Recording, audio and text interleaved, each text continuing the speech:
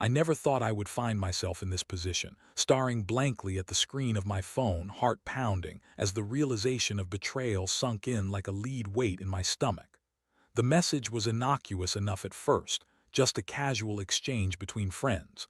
But the more I read, the more I felt the ground fall out from beneath me. My wife Emily had been unfaithful, and not just with anyone. She had hooked up with a magician of all people.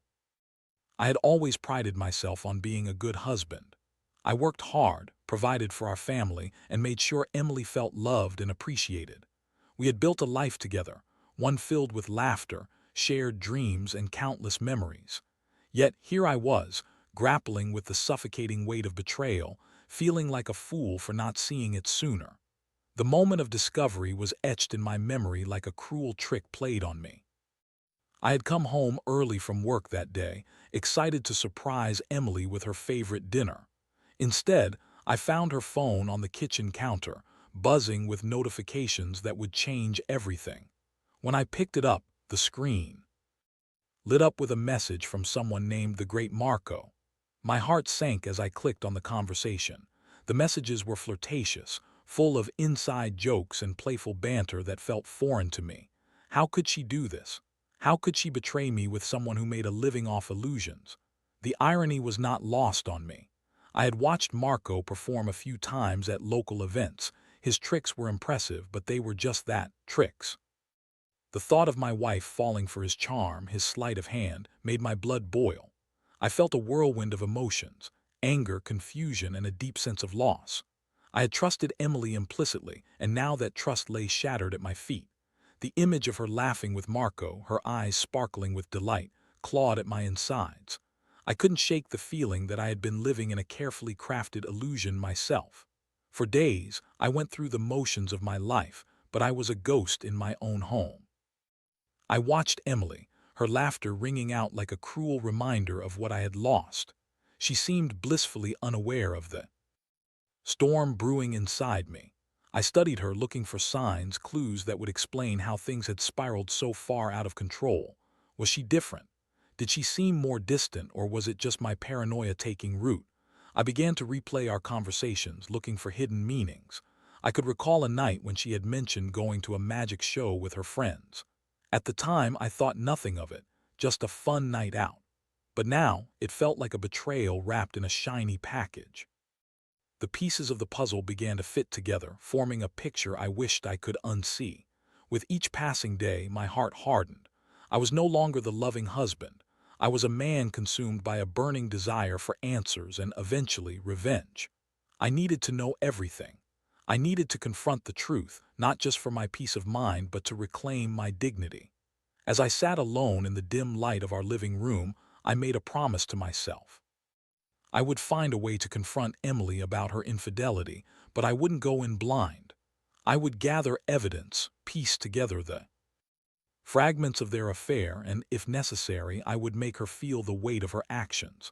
I wasn't just going to sit back and let this magician steal my wife and my life. The thought of outsmarting a magician intrigued me. After all, deception was his trade, and I was determined to turn the tables. I felt a flicker of resolve ignite within me. This wouldn't just be about confronting my wife.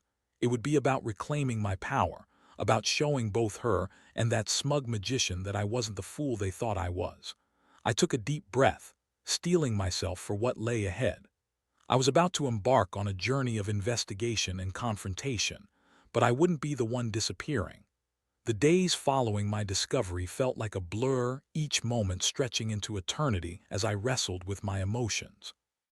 My heart was heavy with betrayal, but my mind was sharp, focused on a singular goal: gathering the evidence I needed to confront Emily and expose the magician for what he truly was. I became a silent observer in my own life, a detective in a twisted tale of infidelity. I started by paying close attention to Emily's behavior. I noticed the subtle changes that had crept into our daily routine. She seemed more preoccupied, often lost in thought, her laughter less frequent when we were together. I wondered if she thought I was oblivious. Did she really believe I wouldn't notice the distance growing between us? The thought made me feel like a puppet with strings being pulled by her deceit. One evening, I casually brought up the topic of magic during dinner, hoping to gauge her reaction. "Did you see that magician at the community event last week?" I asked, trying to sound nonchalant. I watched her closely as she paused, a flicker of something guilt perhaps crossed her face before she replied, "Yeah, he was pretty good. I heard he's got some new tricks up his sleeve." Her response was too quick, too rehearsed. My heart raced. I had hit a nerve. I needed to dig deeper. I made a plan to follow her one evening when she said she was meeting friends. I had to know if she was really seeing Marco, the magician. The night came and I watched as she got dressed, her excitement palpable. She slipped into a form-fitting dress that hugged her curves in all the right places, and I felt a pang of anger. She was dressing up for him, not for me. I felt like an intruder in my own life, a man watching the love of his life prepare for a date with another man. As she left the house, I followed her discreetly, keeping a safe distance. My heart raced as I drove through the city, the streets buzzing with life, unaware of the turmoil unfolding in my world. I finally parked a few blocks away from the venue where the magic show was being held. The marquee outside read, "An Evening of Illusion with the Great Marco." I could feel my stomach churning with anxiety as I approached the theater. The air was thick with anticipation, and I took a seat at the back, my heart pounding as the lights dimmed. I watched as the audience erupted in applause, excitement buzzing around me. But all I could focus on was Emily, sitting in the front row, her eyes filled with wonder as Marco performed his tricks.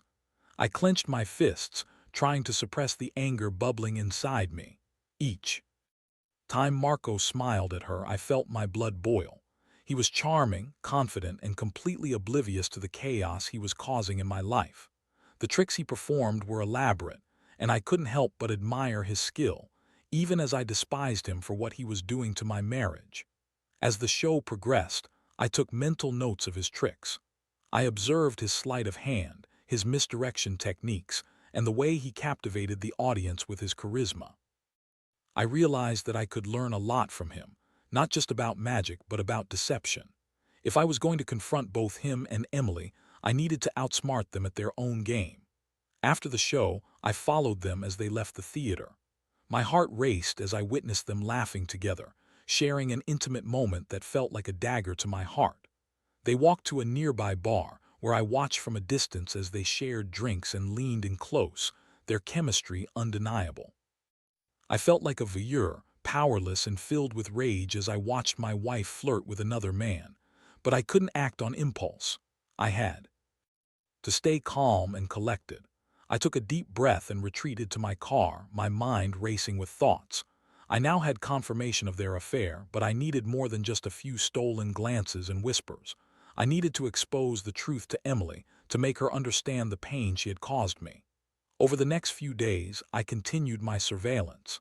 I discovered their routine, their secret meetings, and I collected evidence in the form of photographs and text messages.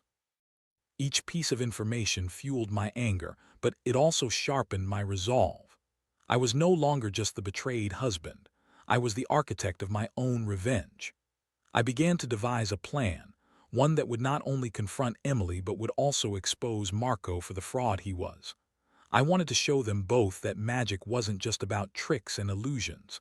It was also about the power of perception and the consequences of deceit.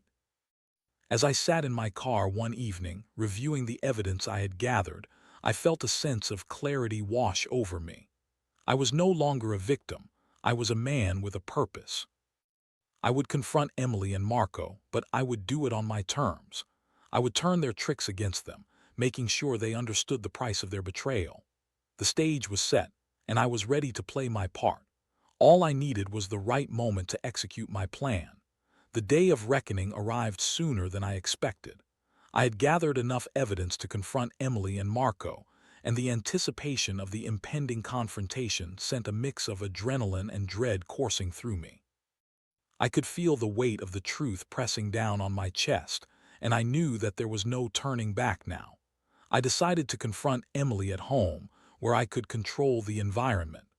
I wanted her to be comfortable, but I also wanted her to feel the intensity of the moment. I set the stage carefully, preparing for the confrontation like a magician setting up for a grand illusion. I spread out the evidence on the dining table, photos, text messages, and even the tickets to the magic show she had attended. As I waited for her to come home, I felt a storm of emotions brewing within me. I wanted to be calm and collected, but anger and betrayal were at war with my desire to understand. I replayed the moments leading up to this, reminding myself that I needed to stay focused. This wasn't just about my pain, it was about exposing the truth. When Emily finally walked through the door, the familiar scent of her perfume filled the room. She looked radiant, blissfully unaware of the confrontation that awaited her. "Hey, love, I'm home," she called out cheerfully, her voice light and carefree. "Emily, we need to talk," I said, my tone low and serious. The smile faded from her face as she approached me, her brow furrowing with concern. "What's wrong?" she asked, her voice tinged with unease. I gestured to the table where the evidence lay waiting. "Sit down," I instructed, my heart pounding. I could see the realization dawning on her face as she took in the scattered remnants of our shattered trust. "What is this?" she asked, her voice trembling slightly. "I think you know exactly what it is," I replied, my voice steady despite the whirlwind of emotions inside me. "I know about Marco. I know about your affair." Her expression shifted from confusion to defensive anger. "How could you?" "Don't," I interrupted, cutting her off. "You don't get to play the victim here. You've betrayed me, Emily. You've been lying to me while I've been here, working hard and trusting you." She opened her mouth to respond, but the words caught in her throat. I could see her struggling, searching for a way to justify her actions. "It was a mistake. I didn't mean for it to happen," she finally blurted out, her eyes pleading. "A mistake?" I echoed incredulously. "You think sleeping with a magician is just a mistake? You think flirting with him, laughing with him, is something that simply happens? You made a choice, Emily. You chose him over me." I could see her anger boiling beneath the surface, but she quickly masked it with tears. "I didn't want to hurt you," she said, her voice breaking. "I just got caught up in the excitement. It was supposed to be fun." "Fun?" I scoffed. "You think this is fun for me, watching my wife fall for some illusionist? You think this is a game?" Emily looked down, tears streaming down her cheeks. "I'm sorry," she whispered, her voice barely audible. "I really am." I took a deep breath, trying to rein in the anger that threatened to consume me. "Sorry isn't enough, Emily. You've shattered our trust, and I can't just pretend everything is okay." As I spoke, I could see the realization dawning on her, the gravity of her actions crashing over her like a tidal wave. It was as if she were beginning to understand the full weight of what she had done. But I wasn't done yet. I had one final act to perform. "Do you want to know what's truly ironic?" I asked, my voice low and deliberate. "You've been fooled by a magician, and now I'm going to show you what real magic looks like." Her eyes widened in confusion, and I could see the flicker of fear cross her face. "What do you mean?" I pulled out my phone and opened the messages I had saved from Marco, displaying them for her to see. "You think this is just a fling? You think you can walk away from this without consequences? I'm going to make sure you understand the price of deception." Before she could respond, I sent a message to Marco, copying her on it. "Hey Marco, I think it's time for you to meet me. I have some things to discuss with you about your little affair with my wife."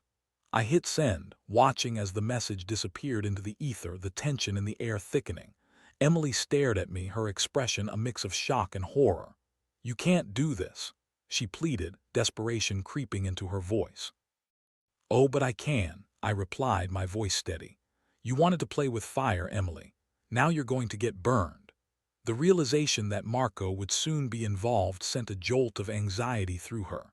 She had thought she could keep her affair hidden, but now the truth was about to unfold in the most public way possible. I could see her panic rising, and while it felt good to see her squirm, a part of me still longed for the love we once shared. "Please just give me a chance to explain," she begged, her voice breaking. "No, Emily. You've had your chances. Now it's time for you to face the music." As I watched her crumble, I felt a mixture of triumph and sorrow. This confrontation was just the beginning, and while I was determined to expose both her and Marco, I couldn't shake the feeling that I was losing a piece of myself in the process. But I had come too far to turn back now. The stage was set, and the next act was about to unfold. After sending that message to Marco, the atmosphere in the room shifted.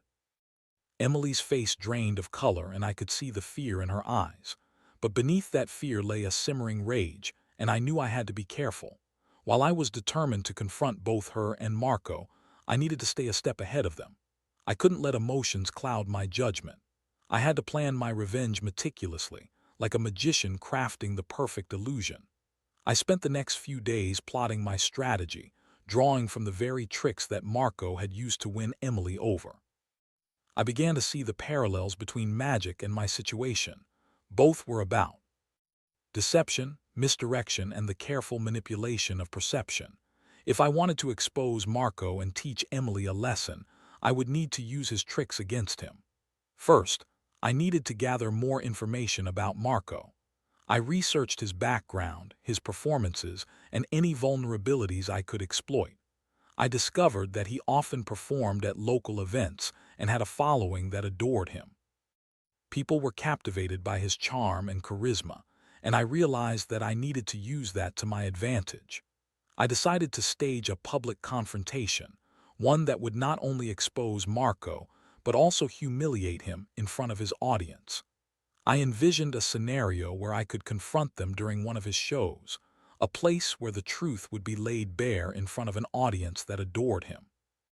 It was the ultimate stage for my revenge, and I could almost feel the thrill of the moment as I planned each detail. To pull this off, I needed to create an illusion of my own. I reached out to a friend who worked in event planning and arranged for a surprise magic show at a popular venue in town. I told him I wanted to feature Marco as the main act, making sure to keep it under wraps. I wanted Emily to think it was just another night out, a chance for her to enjoy a show without any idea of what was to come. Next, I crafted a plan to gather support. I reached out to a few mutual friends, those who had been affected by Emily's betrayal or who had seen the changes in her behavior. I explained my plan and asked if they would be willing to attend the show. Their support would add to the spectacle, making the confrontation even more impactful. They were shocked by the news but eager to help me expose the truth. As the date of the show approached, I made sure to keep my composure around Emily, acting as if everything was normal. I even encouraged her to invite friends to join us for the show, playing the role of the unsuspecting husband.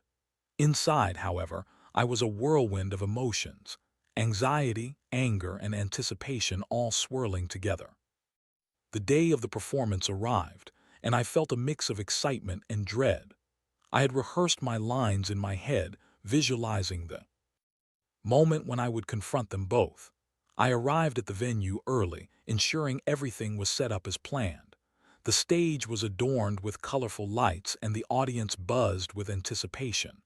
I could feel the energy in the room, and I knew that this was the moment I had been waiting for. As the show began, I watched Marco perform with his usual flair. He was charming and charismatic, captivating the audience with his tricks.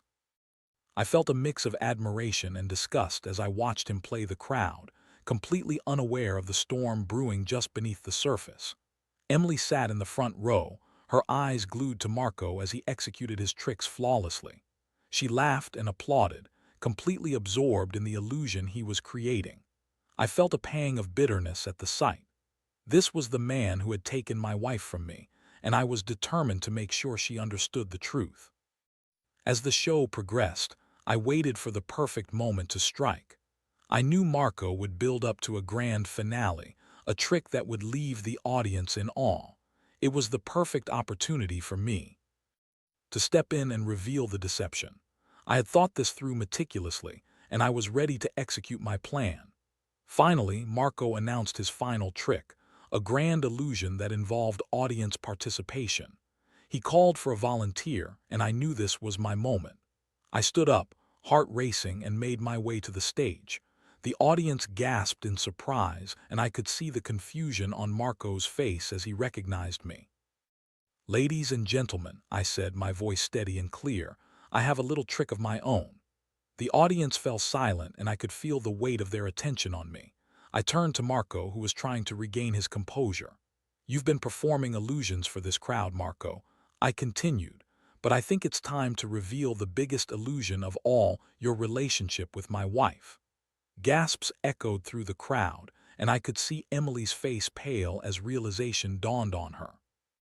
I pulled out the photos and messages I had gathered, displaying them for everyone to see. "This is the truth," I said, holding up the evidence. "Emily and Marco have been having an affair, and it's time for everyone to see it for what it is, a deception." The audience erupted into murmurs, their expressions a mix of shock and disbelief. Marco's facade crumbled as he realized he had been caught in his own web of lies.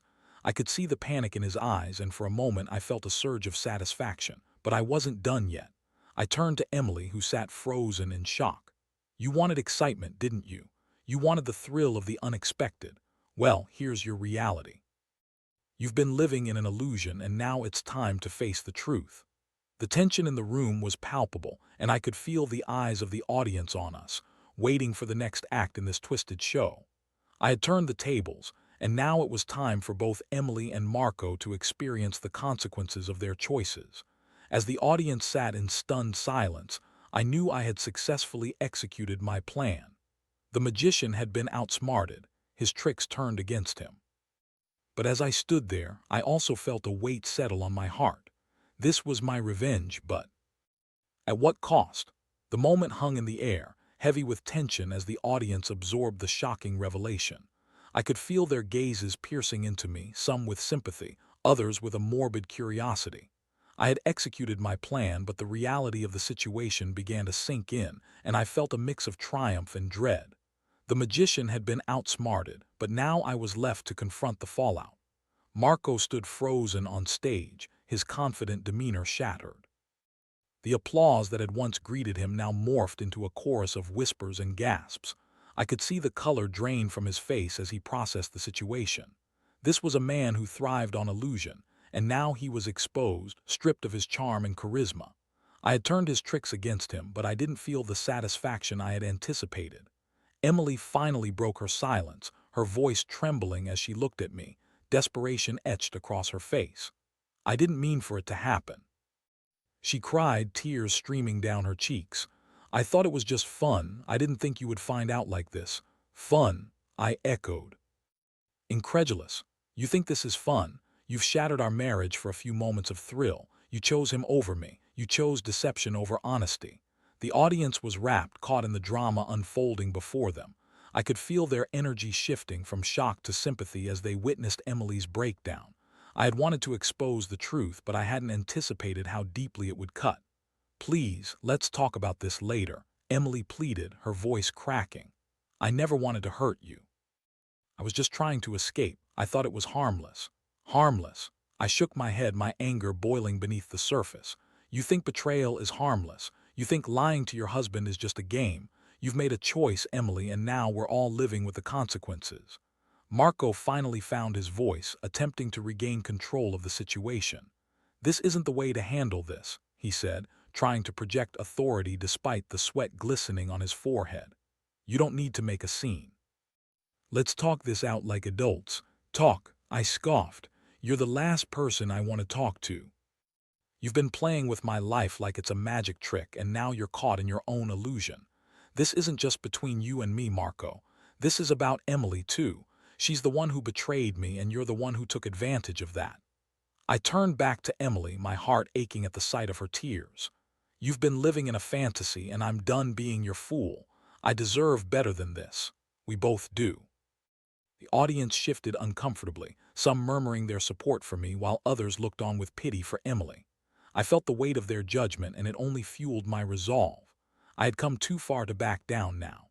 "Ladies and gentlemen," I said, raising my voice to address the crowd, "this isn't just a personal betrayal. It's a lesson in trust and the consequences of deception. Magic may be about illusions, but life is about truth. And the truth is, we all deserve honesty in our relationships." As I spoke, I could see the awareness dawning on the audience. They were witnessing a raw, unfiltered moment, a glimpse into the complexities of love, betrayal, and the fragility of trust. I had intended to expose Marco, but I was also laying bare my own vulnerabilities. In that moment, I realized that my revenge wasn't just about humiliating them. It was about reclaiming my own power and forcing both Emily and Marco to confront the reality of their actions. I took a deep breath, steadying myself for what lay ahead. I'm not going to stand here and let you both walk away unscathed, I declared, my voice steady. This will not be the end of it. I will make sure the truth is known, not just to this audience but to everyone who needs to hear it. Betrayal has consequences and you both will face them. With that, I turned to leave the stage, my heart pounding in my chest. I was aware of the audience's eyes on me, their murmurs rising to a crescendo as I exited. I had executed my plan, but as I stepped off the stage and away from the spotlight, I felt an emptiness settle in my chest.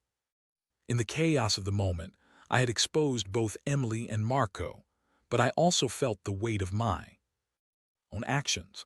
I had chosen revenge over reconciliation, and while it had brought me a fleeting sense of satisfaction, I knew that the road ahead would be fraught with pain. As I walked into the back of the venue, I was met by my friends who had come to support me. They clapped me on the back, their expressions a mix of pride and concern. "You did what you had to do," one of them said, but I could see the uncertainty in their eyes. "Did I?" I questioned, my voice barely above a whisper. "Did I really? Or did I just destroy everything we had?"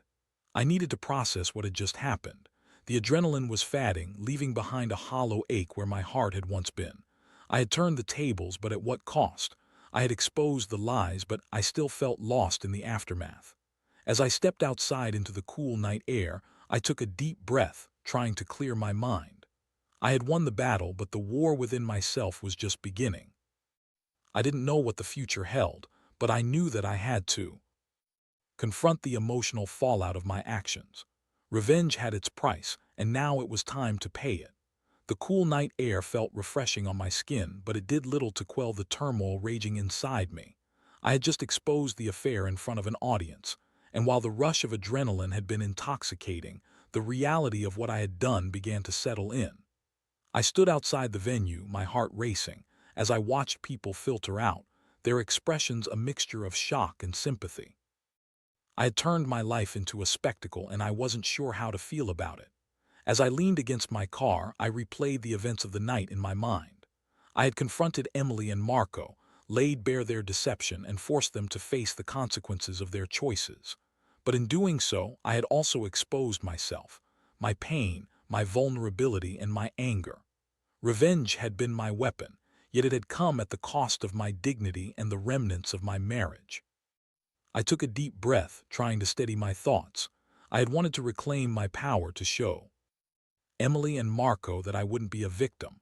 But now, standing in the aftermath, I felt anything but empowered. The reality of the situation began to wash over me like a cold wave. I had lost not just my wife, but the future we had envisioned together. Moments later, I heard footsteps approaching. I turned to see one of my friends, Lisa, walking toward me. She had been one of the few who truly understood the gravity of the situation. Her expression was thoughtful, her eyes searching mine as she approached. "Hey," she said softly, her voice gentle. "How are you holding up?"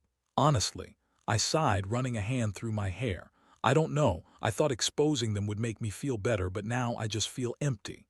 She nodded, understanding, filling her gaze. "Revenge rarely brings the satisfaction we hope for. It's a temporary high, but the fallout is real." I wanted to show them that I wouldn't be a fool anymore, I confessed, my voice heavy with regret. "But now I'm not sure what I've accomplished. I've hurt Emily and I've hurt myself in the process." Lisa stepped closer, her presence comforting. "You had every right to confront them, to stand up for yourself. But this isn't just about revenge, it's about healing. You need to focus on what comes next." "What comes next?" I asked, my voice tinged with frustration. "Do I just move on, pretend like none of this happened?" "No," she said firmly. "You acknowledge the pain, but you also learn from it. You can't change what happened, but you can choose how you respond moving forward. You need to take care of yourself now." Her words resonated with me, cutting through the fog of anger and betrayal. I had been so consumed by the need for revenge that I had lost sight of what truly mattered, my own well-being. I realized then that the battle wasn't just against Emily and Marco, it was against the hurt that had taken root in my heart. "I don't know if I can forgive her," I admitted, my voice barely above a whisper. "Or him." "It's not about forgiveness right now," Lisa replied. It's about finding closure for yourself. You need to process what happened, understand your feelings, and decide what you want moving forward. Take the time you need. I nodded, feeling a sense of clarity begin to emerge from the chaos. I had confronted the illusion of my marriage, and while the truth had been painful, it also opened the door to healing. The journey ahead wouldn't be easy, but I knew it was necessary. As I stood there with Lisa, I felt a flicker of hope for the future. I had faced the darkness of betrayal, and while it had left scars, I also realized that I had the power to rebuild. It wouldn't happen overnight, but I was determined to reclaim my life on my terms. In the days that followed, I took time to reflect. I sought support from friends, began therapy, and focused on rediscovering who I was outside of my marriage. I learned to channel my pain into personal growth, allowing myself to grieve the loss of what could have been while also embracing the possibilities that lay ahead. As for Emily and Marco, the consequences of their actions would unfold in their own ways. I had exposed their deception, but I also recognized that their journey was theirs to navigate. I had done what I needed to do, and it was time to let go of the anger that had driven me. In the end, I learned that trust is fragile, and relationships are built on honesty and respect. Deception may create illusions, but the truth has a way of shining through, even when it hurts. I had confronted the magician and outsmarted him, but the real magic lay in my ability to heal and move forward. As I looked out at the horizon, a sense of peace settled over me. I was ready to embrace the next chapter of my life, free from the shadows of betrayal. I would carry the lessons learned, but I wouldn't let them define me. I was no longer a victim. I was a survivor, and I was ready to reclaim my story. With that realization, I stepped away from the past, ready to embrace whatever the future held for me.